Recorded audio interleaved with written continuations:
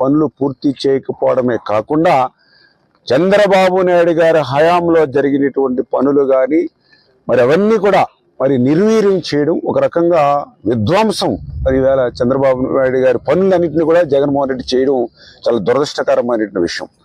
ఎందుకంటే పర్టికులర్గా 2019లో జగన్మోహన్ రెడ్డి గారు అధికారంలోకి వచ్చిన తర్వాత మరి ఆయన ఏదైతే ఇక్కడ పనిచేస్తున్నటువంటి ఏజెన్సీలు ఏవైతే ఉన్నాయో వాటన్నిటినీ కూడా ఏకపక్షంగా రద్దు చేయడంతో, ఏదైతే రివర్స్ టెండరింగ్ పేరు చెప్పి సంవత్సరం పాటు ఇక్కడ ఏ విధమైనటువంటి పనులు చేపట్టినటువంటి స్థితిలో మరి ఏదైతే పోలవరం ప్రాజెక్టుకి సంబంధించి, ఎందుకంటే ఇది అత్యంత క్రిటికల్ ప్రాజెక్ట్, ఇది పోలవరం ప్రాజెక్టు. సీజన్కి మార్పులు వస్తూ ఉంటాయి.